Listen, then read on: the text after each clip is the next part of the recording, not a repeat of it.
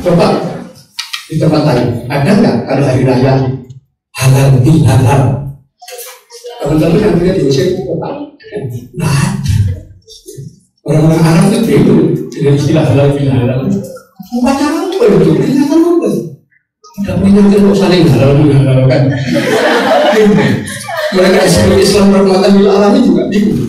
Sekarang kalau umpamanya kita bicara tentang local wisdom, kita akan melihat banyak sekali pemilihan. Apa yang dimaksudkan dengan local wisdom itu ada dengan local knowledge, sesuatu yang sudah menjadi pengetahuan. Misalnya kalau umpamanya saya bicara tentang obat-obat tradisional, itu adalah bagian daripada local wisdom dan local knowledge. Budaya semacam ini banyak berkembang di sekitar kita. Saya pernah melakukan penelitian di sekitar lereng Merapi. Saya kira daerah sekitar lereng Merapi ini saat ini termasuk diantaranya Yogyakarta yang sekarang sedang gempa. Jadi ada beberapa tulisan sekitar tahun 1700-an menunjukkan bahwa lereng Merapi ini masih merupakan wilayah yang mendapatkan pengaruh Indianisasi. Yang saya maksud dengan pengaruh Indianisasi ini adalah masuknya pengaruh dari India, baik dalam bidang budaya, kepercayaan ataupun aspek-aspek yang lain. Jadi pada saat Merapi tidak meletus, biasanya warga di sekitar sana itu kemudian melakukan upacara pengorbanan. Upacara pengorbanan karena kebanyakan mereka merupakan kalangan yang terpengaruh oleh Tatrisme. Jadi pengorbanan yang dilakukan itu adalah pengorbanan manusia. Jadi tahun 1825 pada saat terjadi perang Jawa, jadi perang yang dipimpin oleh Pangeran Diponegoro. Salah satu pembantu Pangeran Diponegoro yang bernama Kyai Mojo itu ternyata sudah bisa mendapatkan pasukan santri dari lereng Merapi. Artinya dari kurun waktu antara tahun 1700 sampai tahun 1825 itu terjadi proses islamisasi yang cukup masif. Jadi hanya dalam waktu sekitar 100 tahun lebih sedikit gitu ya, itu sudah terjadi proses islamisasi. Penduduk sekitar Merapi itu sudah berubah keyakinannya. Salah satu pendakwah yang ada di sana nama Kyai Handoko-Kusumo. Kyai Handoko-Kusumo ini merupakan murid generasi ketiga dari Sunan Kalijogo. Jadi tidak ketemu langsung dengan Sunan Kalijogo ini. Era dakwah beliau itu berbarengan dengan proses dakwah yang berlangsung di Kabupaten Semarang dan sekitarnya. Di sana ada seorang ulama yang bernama Kyai Hasanuddin Ati. Kyai Handoko-Kusumo ini, jadi ketika menemukan satu bentuk kebudayaan yang sangat tidak manusiawi semacam itu, jadi ada beli-belian kepala manusia yang kemudian ditanam ini, kemudian melakukan proses perubahan. Karena masyarakat pada saat itu sudah kental dengan kebudayaan semacam itu, kebudayaan ini tidak bisa langsung diubah begitu saja. Jadi beliau kemudian menciptakan sebuah kebudayaan alternatif. Kebudayaan alternatif itu bentuknya apa? Jadi kebudayaan yang sebelumnya mengorbankan manusia itu diganti dengan mengorbankan kerbau. Jadi kepalanya yang kemudian ditanam di Pasar Bubrah, puncak Gunung Merapi kuno. Saya melihat bahwa proses perubahan, jadi proses perubahan dari kebudayaan yang sebelumnya mengorbankan manusia menjadi mengorbankan kerbau, ini sebenarnya merupakan satu tahapan dakwah menciptakan budaya baru, dan budaya ini bersifat alternatif. Artinya apa? Karena pada saat itu tidak bisa diganti secara langsung, maka diciptakan budaya alternatif dengan harapan ke depan budaya semacam ini pun berubah. Tetapi ternyata yang terjadi kemudian gitu ya, masyarakat atau bahkan pemerintah daerah memaknai bahwa kebudayaan alternatif ini sebenarnya adalah bentuk kebudayaan yang sudah paripurna, dikembangkan sebagai tontonan pariwisata dan sebagainya. Jadi cerita-cerita bahwa hal semacam ini merupakan kebudayaan alternatif itu tidak lagi sampai kepada masyarakat kita, karena sudah ada unsur-unsur pragmatis di dalam. Ada kisah yang lain juga yang saya temukan di lereng Merapi dan saya kira ini patut menjadi contoh. Kisah ini terjadi di sekitar, jadi di lereng Merapi itu ada kompleks percandian yang bernama Candi Lumbo. Ada tradisi setiap malam satu suro gitu ya. Kalau zaman dulu ini tradisi yang berlangsung cukup lama gitu ya, dan tradisi ini sebenarnya sudah sempat mati. Tradisi ini adalah berjalan telanjang pada malam hari. Jadi di sana ada dua candi gitu ya, ada dua candi. Mereka nanti akan telanjang di salah satu candi, kemudian berjalan sampai candi yang lain. Tradisi semacam ini sebenarnya merupakan tradisi yang sudah mati. Tradisi yang sudah mati tidak lagi dihayati oleh masyarakat sekitarnya. Tapi tradisi ini demi kepentingan pariwisata gitu ya, itu kemudian dihidupkan kembali. Dan Jadi kita patut bertanya, benarkah hal-hal semacam ini? Jadi wujud-wujud kebudayaan semacam ini merupakan kebudayaan lokal. Artinya kebudayaan lokal yang bisa membawa kita menjadi lebih bermartabat gitu ya. Atau kalau dalam konteks Pak Najib tadi, apakah ini bisa dibawa atau dimasukkan sebagai bentuk ini ya, sebagai bentuk kearifan lokal, barangkali seperti itu. Nah, budaya-budaya semacam inilah yang kemudian banyak berkembang di kalangan masyarakat kita. Dan kita pun menyadari gitu ya, bahwa masyarakat kita dari sisi keislaman mungkin barangkali ketika mereka memaknai dakwah itu memang masih jauh dari Islam. Ada satu teori yang dikeluarkan oleh Zama Saritobe dalam buku Tradisi Pesantren. Saya kira buku ini merupakan buku yang cukup dikenal karena banyak menjadi rujukan ketika kita membicarakan tentang pesantren. Dalam buku tersebut Zama Saritobe menunjukkan alasan dari masyarakat Nusantara itu sudah Islam, tetapi kenapa secara tradisi gitu ya, mereka masih berorientasi pada bentuk-bentuk kebudayaan dari masa sebelum Islam. Ada jawaban yang beliau keluarkan. Jadi menurut Zama Saritobe ini, dakwah yang dilakukan di Nusantara ini dilakukan dalam 2 tahapan. Tahapan yang pertama, jadi para ulama kita pada zaman dahulu gitu ya. Jadi dalam tahapan pertama yang dilakukan adalah melakukan proses untuk mengislamkan masyarakat Nusantara seluruhnya. Jadi yang paling penting pada tahapan awal ini, penduduk Nusantara itu masuk Islam dulu. Pada saat itu belum terlalu diperhatikan apakah dari sisi fikih, pemahaman fikih mereka sudah bagus, apakah akidahnya sudah kokoh, apakah dalam pemahaman terhadap konsep-konsep Islam yang lain mereka sudah mumpuni. Pada saat itu belum terlalu diperhatikan. Karena yang paling dipentingkan pada dalam tahapan ini adalah kuantitasnya. Jadi ada banyak orang yang masuk Islam dulu. Karena itu pada tahapan ini, jadi wujud-wujud dakwah yang digunakan itu misalnya adalah penggunaan wayang pada saat itu. Jadi wayang digunakan sebagai media dakwah. Padahal kita mengetahui wayang pada masa itu gitu ya. Jadi wayang pada masa itu merupakan salah satu tontonan yang menggunakan kitab Mahabharata dan Ramayana, di mana ini juga merupakan salah satu pengaruh dari proses indianisasi. Tetapi para ulama kita yang kita kenal sebagai Wali Songo, barangkali nanti bisa diterangkan lebih lanjut oleh Pak Agus Subianto gitu ya, memanfaatkan itu sebagai media dakwah.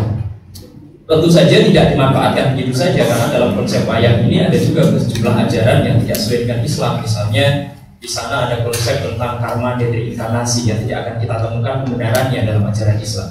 Tetapi wayang ini diubah sedemikian rupa sehingga kemudian bisa menjadi sarana dakwah dan bisa menarik masyarakat yang saat itu masih berorientasi pada tradisi-tradisi kuno. Dalam hal apa perubahannya? Pertama, untuk bisa mengubah wayang menjadi sarana dakwah, saat itu kemudian dilakukan proses demitologisasi dan desakralisasi. Proses apakah itu? Jadi demitologisasi itu adalah proses untuk menghilangkan mitos-mitos yang ada dalam tradisi yang ada pada masa sebelumnya.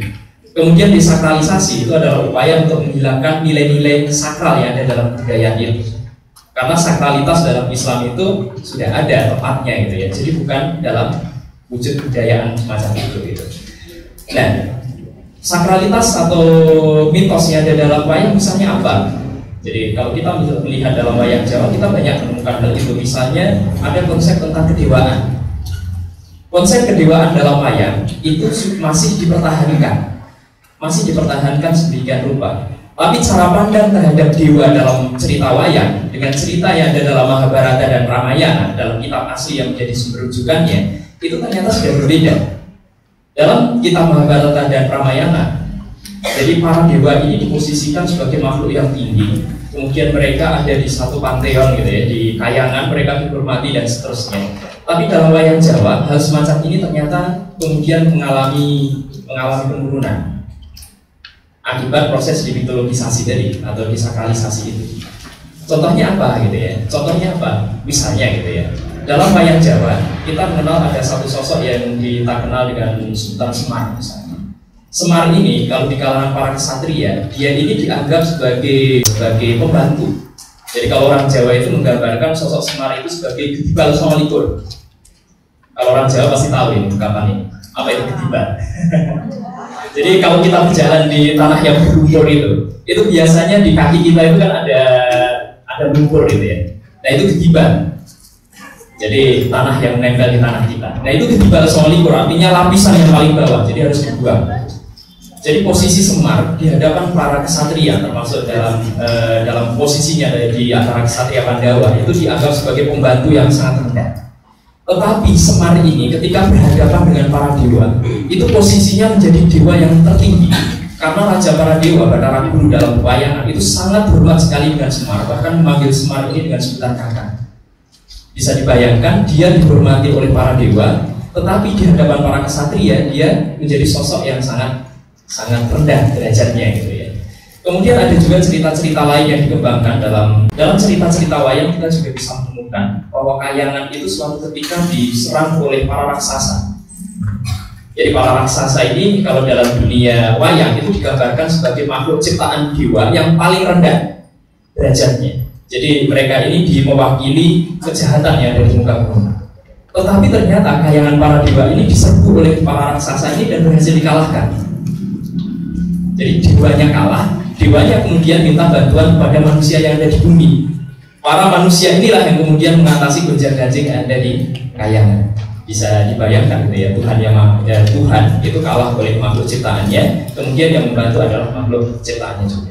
Nah cerita wayang yang semacam ini, jadi yang sudah dimasuki substansi yang berasal dari ajaran Islam inilah yang kemudian digunakan untuk menarik minat dakwah, untuk menarik minat masyarakat untuk masuk ke dalam Islam. Jadi ini merupakan tahapan yang pertama. Tahapan yang kedua, jadi kalau pada tahapan yang pertama tadi yang dipentingkan adalah kuantitas gitu ya, maka tahapan kedua ini adalah tahapan yang berusaha untuk menggapai kualitas. Jadi pada tahapan kedua ini harapannya gitu ya, jadi pada tahapan kedua ini dakwah bisa berlangsung. Kemudian pada saat itu masyarakat mulai diperbaiki keislamannya. Mereka yang belum paham fikih dipahamkan dengan fikih, mereka yang akidahnya belum bagus diperkokoh dan seterusnya. Akan tetapi ternyata tahapan kedua ini kemudian tidak bisa berjalan dengan mulus karena kedatangan bangsa Eropa pada abad ke-16. Karena itu maka kita menemukan gitu ya. Jadi tradisi-tradisi yang berkembang di masyarakat kita itu masih merupakan tradisi-tradisi yang banyak mencirikan kebudayaan-kebudayaan sebelum Islam. Sebenarnya Islam sudah masuk dalam substansi kebudayaan yang ada, akan tetapi saat ini dalam pengembangan kebudayaan, ciri keislaman dalam kebudayaan semacam ini ternyata tidak banyak ditampilkan kembali gitu ya. Kemudian ada satu cara pandang kebudayaan yang saya kira saat ini juga perlu kita kritik gitu ya, perlu kita kritik. Saya kira sebagian tadi sudah disampaikan oleh Pak Najib bahwa apa yang disebut kebudayaan itu selama ini yang kita kenal sebagai kebudayaan itu ternyata lebih banyak diarahkan pada produk-produk kesenian, juga diarahkan pada bangunan-bangunan. Misalnya, jadi yang paling banyak dieksplorasi gitu ya, yang paling banyak dieksplorasi dari budaya itu kita itu yang ditampilkan itu lebih banyak dari kesenian maupun bangunan. Kenapa demikian? Karena dengan mengeksplorasi kesenian dan bangunan itu ternyata ada kepentingan pragmatis yang lain yang juga berkembang. Padahal kalau kita melihat gitu ya, kalau kita melihat unsur-unsur kebudayaan itu kan sebenarnya tidak hanya terbatas itu saja. Kalau menurut Kuncoro Ningrat gitu ya, jadi unsur-unsur kebudayaan itu bisa berupa bahasa, juga bisa berupa sistem pengetahuan, bisa berupa organisasi sosial, kemudian ada sistem peralatan hidup, teknologi, sistem mata pencarian, sistem keyakinan dan seterusnya. Meskipun di sini juga ada kritik ketika berkaitan dengan Islam, sistem keyakinan yang kita miliki sebagai umat Islam itu tidak bisa dianggap sebagai produk budaya gitu ya. Jadi kita melihat bahwa kebudayaan yang dikembangkan di tanah air kita itu masih banyak yang berorientasi pada kesenian dan bangunan. Pendapat dari Alatas itu saya kira menarik untuk kita kaji gitu ya. Jadi Alatas, Profesor Syed Negri Alatas itu pernah mengemukakan bahwa satu kebudayaan yang hanya dicirikan gitu ya. Jadi upaya mengangkat kebudayaan yang hanya dicirikan dari kesenian dan wujud bangunan itu sebenarnya tidak pernah bisa digunakan untuk melihat atau mengamati secara benar kebudayaan yang sebenarnya. Sebab kita banyak menemukan kebudayaan yang hanya dicirikan dengan kesenian dan bangunan fisik yang kemudian kita temukan itu ternyata justru menunjukkan dekadensi moral terjadi dalam masyarakat yang memiliki kebudayaan semacam itu. Kita misalnya bisa menemukan bangunan Persepolis Iran, kita juga bisa menemukan piramida yang ada di Mesir, yang kemudian kita hubungkan dengan Fir'aun dan seterusnya gitu ya. Jadi bangsa-bangsa yang pernah membangun bangunan-bangunan yang besar semacam ini justru mereka ternyata mengalami dekadensi moral. Tentu saja pandangan kita terhadap kebudayaan, gitu. Pandangan kita sebagai umat Islam. Jadi kita harus melihat. Jadi dalam pengembangan kebudayaan itu kita harus melihat sebenarnya apa sih harus kita kembangkan dari kebudayaan ini. Saya sepakat gitu ya. Saya sepakat bahwa dalam menjalankan dakwah di masyarakat kita harus mengembangkan kebudayaan. Tetapi apa sebenarnya yang harus kita pahami dari kebudayaan?